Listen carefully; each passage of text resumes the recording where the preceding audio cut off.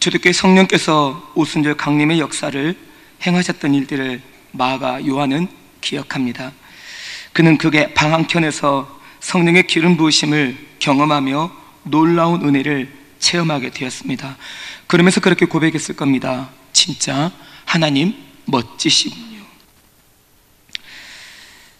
그런 뜨거운 하나님의 성령의 열기에도 불구하고 당국의 서슬이 시퍼런 핍박이 초대교회에 찾아왔다고 사도행전의 앞부분은 우리에게 들려줍니다. 스데반을 죽이는 데 앞장선 사울이란 자를 앞장 세워서 예수 믿는 사람들을 잡아 가두기 위해 몸부림을 치는 사람들이 많이 생겨났다. 더군다나 그 복음이라고 하는 것을 믿고 예수를 따르는 사람들은 감옥에 가두거나 죽이는 일도 불쌍하는 것 같은 느낌을 받게 되자 성도들의 마음은 술렁거리기 시작했던 겁니다. 그런데 한편에서 듣기로 이상한 소문이 들렸습니다. 그런 사울이 변화되었다네? 이건 말도 안 돼.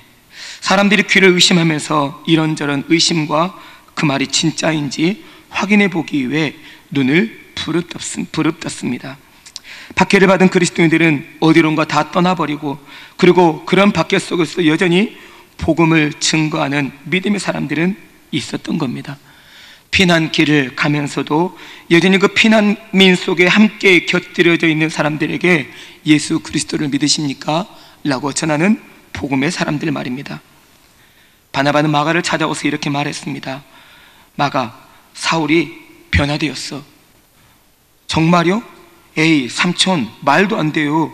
다른 사람들은 변화될지 모르겠지만 사울이라는 사람은 절대 변화 안 될 거예요. 그렇지, 사람으로는 불가능해.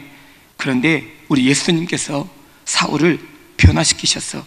예수님이면 충분하지 않니? 우와, 예수님 진짜 멋지세요. 예수님 만세. 그럼 이제 핍박은 조금 덜할까요? 아니야. 사울이 변화되었다는 걸 안 당국에서 가만히 있을 리 없지. 아마 더 심한 핍박이 가해질지도 몰라. 휴, 삼촌, 그럼 이제 어떡해요? 걱정 마. 아무리 어려워도 우리에겐 임마누엘 주님이 계시거든.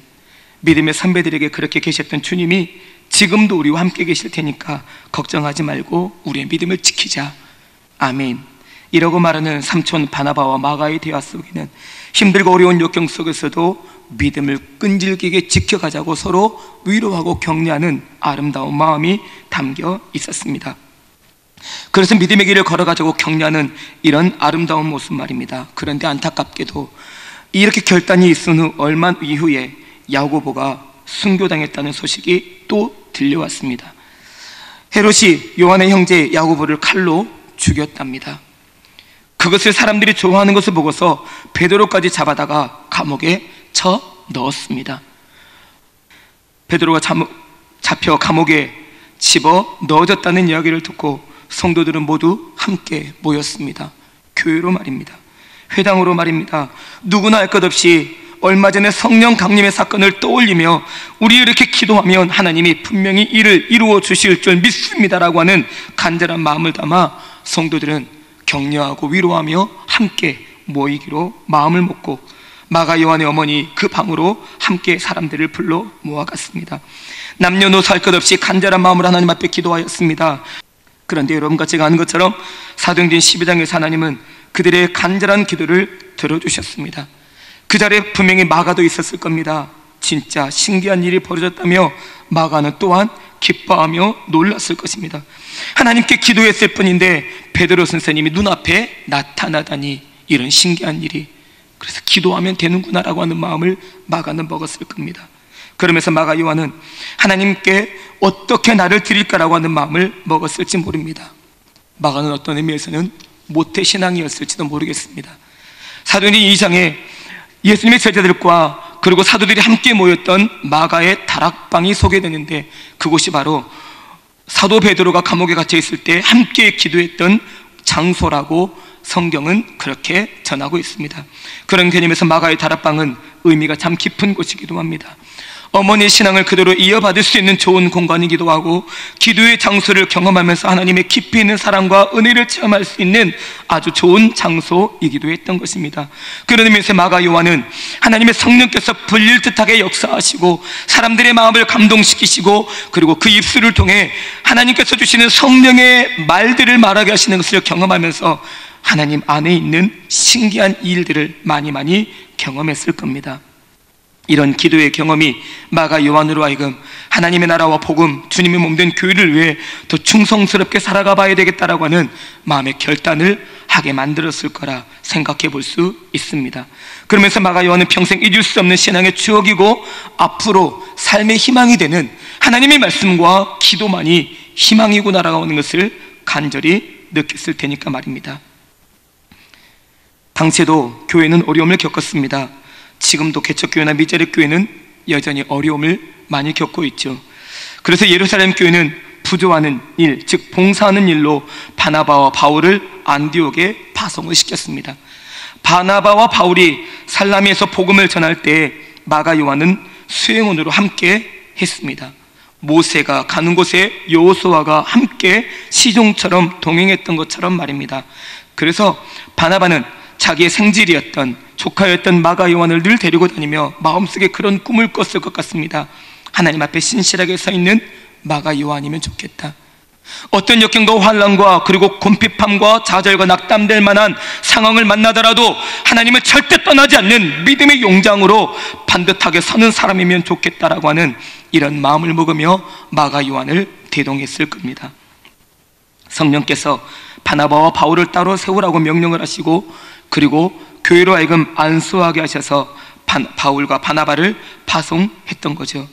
마가 요한은 그들의 사역 협력자로 함께 동행할 수 있도록 허락을 해 주었던 거고요. 바나바는 조카인 마가를 데려가고자 그렇게 꿈을 꾸었던 것이지요. 삼촌의 권면을 들은 마가는 하나님의 부르심으로 알고 바나바와 바울을 따라 나섰던 겁니다. 선교의 여정이 얼마나 힘들지 마가 요한은 몰랐던 것이지요. 베드로전서 5장 13절에 보니까 마가는 베드로의 양 아들로 여김을 받았습니다. 그러니 베드로를 통해 얼마나 귀한 하나님의 예수님의 말씀들을 구구절절히 잘 들었겠습니까?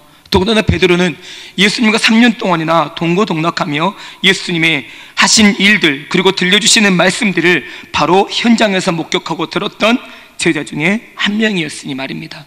그런 베드로를 통해 예수님의 생생한 이야기를 듣게 되고 하신 일들을 경험하게 되고 그 예수님을 느끼게 되는 건 마가에게는 더 없는 기쁨이며 감격이었던 겁니다. 그러면서 때로 베드로는 그의 실수, 그의 약함, 그리고 그의 혈기, 그리고 또 그의 성품 때문에 만나게 됐던 좌절, 그리고 그의 실패와 성공에 관한 이야기를 많이 들려주므로 너는 다시는 실수하지 말아라라고 하는 이야기를 그렇게 들려주었을 겁니다. 앞선 믿음의 선배들이 들려주는 실수와 약함은 사도 바울이 말한 것만큼이나 그 약할 때 강함 되시는 주님을 경험함으로 얻게 되는 삶의 연륜이고 경륜이기도 합니다. 그런 부분들을 똑같이 따라오라는 이야기가 아니라 나는 그런 실수를 그냥 형편과 처지에 따라 저지를 수밖에 없었지만 그런 마음을 저지르지 않았다면 얼마나 좋았겠느냐. 그러므로 혹여 그런 입장, 그런 자질을 만나게 되면 믿음으로 이겨내라. 이것이 주고 싶은 교훈이다. 이렇게 들려주는 이야기를 믿음으로 받아들이면 되는 것이지요. 바나바와 바울을 따라 나섰던 마가, 그는 바나바와 바울과 함께 있어지는 그 선교, 그리고 선교에 동역자로 참여함으로 보게 되고 듣게 되고 만나게 되고 그리고 느끼게 되고 깨닫게 되고 결단하게 되는 그 일들로 말미암아 무척 흥분되었습니다. 삼촌이 있어 보였거든요. 대단해 보였거든요. 그리고 또 삼촌이 앞장서 가면 사울이 뒤따라가고 그도 뒤따라가니까 삼촌 때문에 마가 또한 의기양양했습니다. 그런데 선교가 진행될수록 사울의 영향력이 점점 발휘되고 그 발휘되는 사울의 영향력 때문에 선교의 지도력은 오히려 사울로 옮겨져 가는 것을 보게 되었던 겁니다. 복합적인 생각이 및 마가는 버가에서 바울과 바나바를 떠나버렸다고 성경은 가르쳐줍니다. 이게 13장 13절의 이야기입니다. 마음이 편하진 않았습니다. 열심히 선교하는 바울과 바나바에게 큰 타격을 주고 괜히 그분들을 힘들게 하는 것 같아 마가의 마음도 괴로웠습니다. 그런데 이왕 발걸음을 돌렸으니 마가는 예루살렘으로 가자라고 생각했습니다. 그리고 어느새 그가 떠나올 수밖에 없었던 몇 가지 변명들을 그는 속으로 늘어놓기 시작했습니다. 맞아, 나는 아직 나이도 어려. 저분들은 선교를 위해서 온전히 준비된 분들이라면 난 아직 그런 결단과 다짐도 없이 그저 삼촌이 요청을 해서 그냥 따라가게 된 거야. 하나님이 충분히 다 아시고 그분들도 다 이해하실 거야. 생각보다 쉽지 않은 선교를 어떻게 감당해? 어머니도 보고 싶고 고향도 그립다라고 하는 생각. 더군다나 버가에서 다시 비시디 안디옥까지는 160km 이상 북쪽으로 가야 하는 강행군이 그 다음에 이어진다라고 하는 이야기를 들었을 때 마가 요한은 척박한 그런 여행들이 무척 부담스럽게 여겨지기에 충분했겠죠. 그리고 또 바울이 뭐가 대단하다고 삼촌보다 더 앞서서 저 난리를 피우는 모습들이 마가 요한에게는 그렇게 달가워 보이진 않았습니다. 교회 안에도 가족이나 친척으로 끈끈하게 엮어진 것들 말입니다. 때로는 무시당하는 우리 할아버지, 또 업신여김을 당하는 것 같은 우리 아버지, 우리 삼촌, 이런 것들 때문에 미워해서는 안 될 미움이 마음속에 싹 터버리게 되는 것 말입니다. 마가 요한에게도 그런 부분이 있을 수 있었다는 겁니다. 저렇게 자꾸 나서다 보니 풍토병도 걸리고 나도 병에 걸릴까 걱정스러우니 차라리 잘 되었어. 삼촌께는 너무 죄송하지만 이것도 다 하나님의 뜻일지도 몰라 라고 생각하며 자기에 대해 너무 관대한 마가 요한의 모습들을 여러분과 저에 비추며 생각해 봅니다. 힘들 바나바와 바울을 생각하면서도 마가는 자기의 변명과 구실을 생각하느라 머리가 너무 복잡했던 겁니다.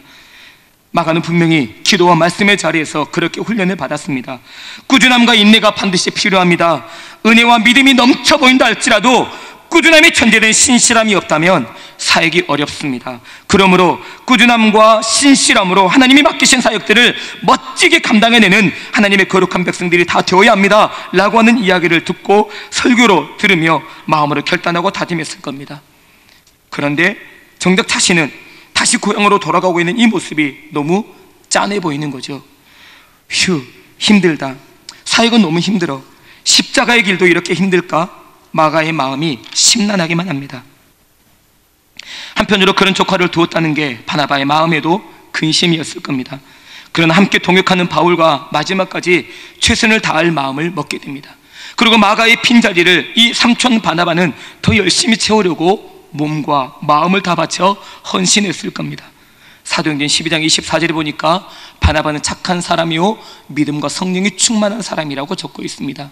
이 바나바는 여러분과 제가 아는 것처럼 사도행전 4장에서 자기의 가지고 있는 재산을 팔아서 사도들 앞에 갖다 바치면서 이걸 성도들을 위해, 가난한 이웃들을 위해 써주세요라고 말하며 갖다 바칠 만큼 하나님의 성령으로 충만한 사람이었다고 성경은 전합니다. 바나바는 그래서 마가에게 자꾸 권면하고 말을 꺼낼 때에도 마가의 배를 채우거나 개인적인 유익을 얻게 하기 위함보다 하나님의 나라와 복음과 교회를 위해 헌신하는 그런 멋진 믿음의 사람이 되어야 된다라고 하는 마음으로 권면하고 때로는 충고도 했을 겁니다. 그런데 그렇게 마가가 훌쩍 떠나고 보니 본인도 마음이 멋쩍었고 바울에게도 미안함이 참 많았을 겁니다. 사도 바울도 마음이 편하진 않았을 겁니다. 이것만이 방법이었을까? 사도 바울도 마음이 괴로웠겠지요. 내가 너무 다그치듯 선교를 몰아갔던 걸까?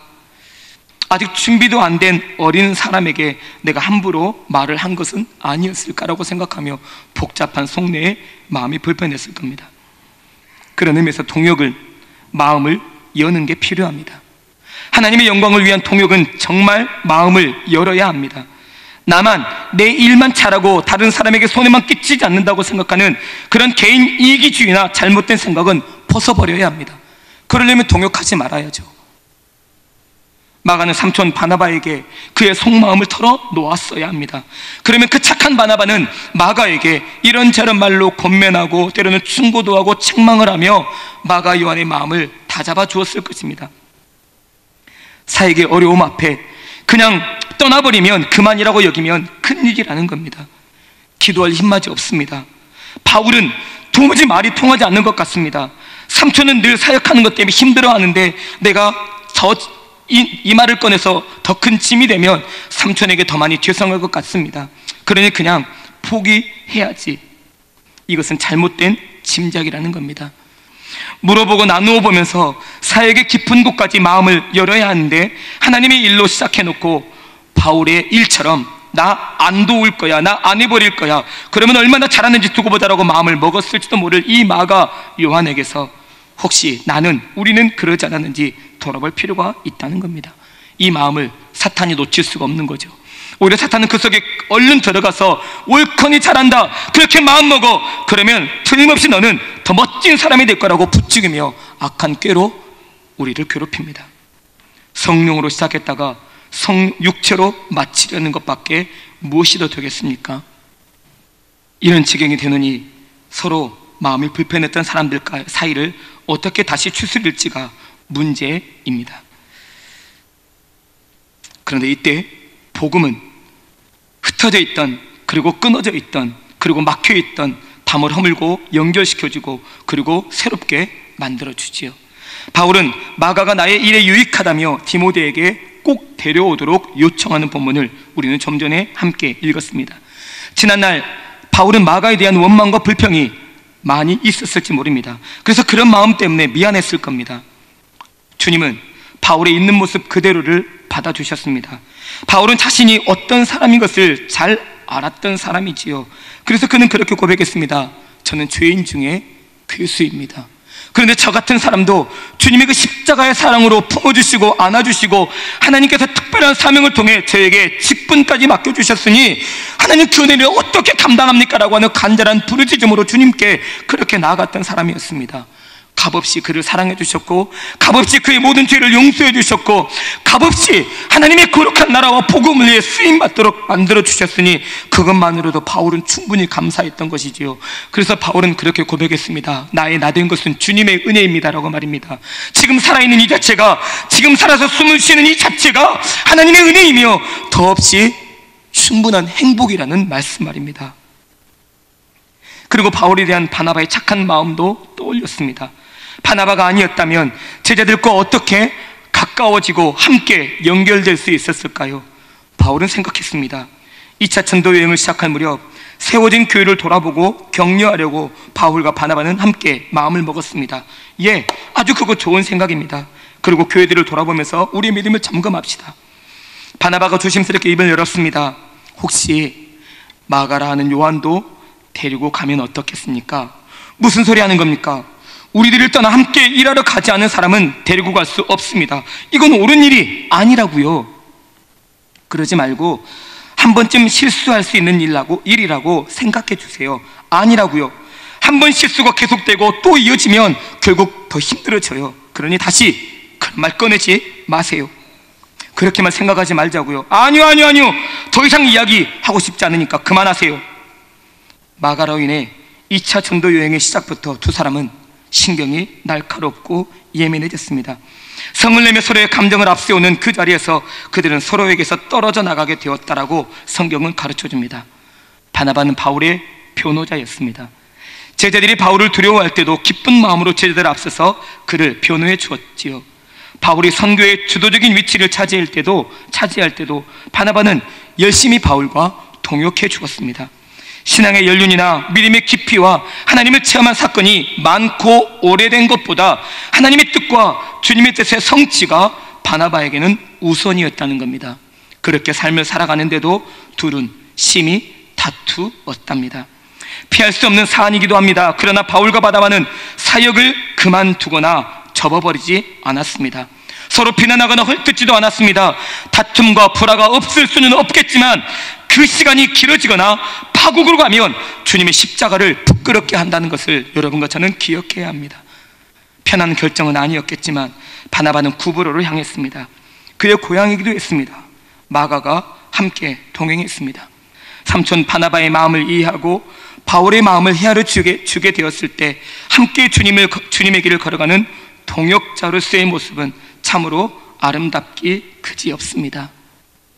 뜻없이 무릎 꿇음이 아닌 하나님 나라와 교회의 유익을 위해 복음의 진수를 위해 먼저 무릎을 꿇을 수 있으면 참 좋겠습니다. 70번씩 7번이라도 말입니다. 기다려주시는 하나님이라는 이유로 나는 여전히 여유를 부린다면 그 또한 얼마나 힘에 겨운 신앙입니까? 여러분과 저는 누구입니까? 나는 누구입니까? 다퉜던 성도가 용서를 빌러왔습니다. 그런데 용서할 수 없다며 보내버리는 힘 가진, 잘못 하나 없다고 생각하는 그런 권력자가 바로 여러분과 저는 아닙니까? 더군다나 분을 내어도 죄를 짓지 말며 해가 지도록 분을 품지 말라는 주님의 사도 바울을 통한 말씀이 있음에도 불구하고 지금 당장은 하회할 수 없으니 그냥 가버리라고 이렇게 말한다면 도대체 나는 누구입니까? 성령께서 말씀하시면 그때 하겠다며 말씀을 적힌 내용들은 무시하면서 뻔뻔스럽게 성령님의 음성을 기다리겠다고 말하는 여러분과 저는 누구입니까?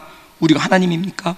하나님의 말씀이 분명히 있음에도 불구하고 또 다른 하나님의 말씀을 기다리는 그 모습은 도대체 어떻게 생각해야 되는 겁니까? 말씀은 도대체 어떻게 보는 겁니까? 맡기신 직분을 죽을 힘을 다해 감당하기도 힘든데 사람끼리, 성도끼리, 동역자끼리 관계 때문에 더 힘들어져야 하는 건 얼마나 괴로움이고 답답한 일입니까? 그 사람 아니라도 내게 잘해주는 사람이 있으니 불화하고 갈라서도 상관이 없는 겁니까? 날 미워하는 사람은 하나이지만 날 좋아해주고 따라주고 나를 인정해주는 사람 많으니 나는 오히려 더 행복하다고 말한다면 그런 행복은 도대체 누가 말하는 행복입니까? 사기쳐서 돈을 벌어놓고 하나님의 복이라고 말하면 이건 부끄러움입니다. 컨닝해서 시험을 잘 봤으면서도 하나님의 은혜라고 말하면 이건 하나님을 욕먹이는 겁니다. 거짓말해서 지금의 위기 모면에 놓고 스스로 지혜로운 척하면 하나님을 속이고 있다는 거라는 겁니다.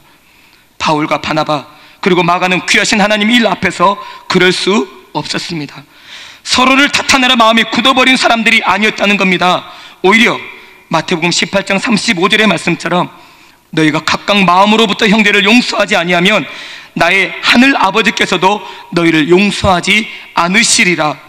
이 말씀을 그들은 기억했을 겁니다.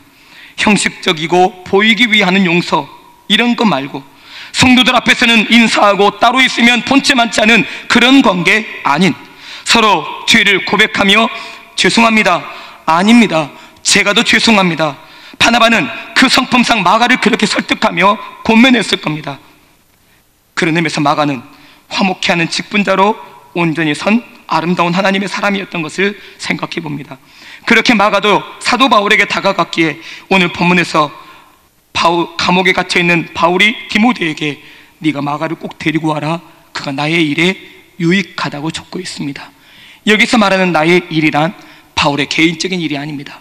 사도행전 20장 24절에 바울은 나의 달려갈 길과 주 예수께 받은 사명 곧 하나님의 은혜의 복음을 증언하는 일을 마치려 하면은 나의 생명을 조금도 귀한 것으로 여기지 않는다라고 고백했는데 이것은 자기 생명보다 복음을 증거하는 일을 우선순위에 두고 모든 것에 앞에 두었던 고백입니다. 그런 의미에서 나의 일에 유익한 마가라고 하는 이 표현은 하나님의 복음 사역을 위해 아름답게 쓰임받을 수 있는 마가라고 하는 이 표현으로 바꾸는 것이 옳습니다. 요약하며 있는 모습 그대로를 받아주지 못한 것을 마가도 고백하고 용서를 구하고 사도 바울도 서로를 고백하고 이해하고 용납하고 품어주며 그래서 잘못 짐작했던 것들에 대해서 미안함을 전하고 없는 말을 지어냈던 것들에 대해서 용서를 구하고 또 나를 통해 이익을 보려 한다고 하는 함부로 말하는 것들에 대해서도 미안함을 전하고 그래서 오직 주님의 복음 전파를 위해 유익한 사람으로 삶의 자질을 매김했을 겁니다. 사랑하는 성도 여러분, 여러분과 저도 그렇게 삶을 살아야 합니다. 하나님의 복음을 위해 유익한 사람, 바로 여러분과 제가 꼭 되어야 합니다.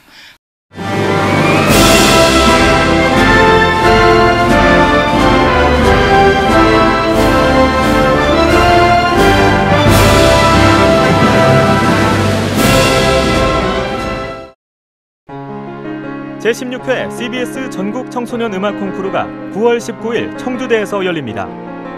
청소년 음악 콩쿠르는 초, 중, 고, 대학 일반부로 나눠 피아노와 관악, 현악, 성악, 작곡 부문별로 재능을 겨루게 됩니다. 대상에는 문화체육관광부 장관상과 500만 원의 상금이 주어지며 각 부문별 최우수상에는 100만 원의 상금이 주어집니다. 신청은 8월 24일부터 9월 6일까지며 자세한 사항은 청주 CBS로 문의하시기 바랍니다. 청소년 여러분의 많은 참가를 바랍니다.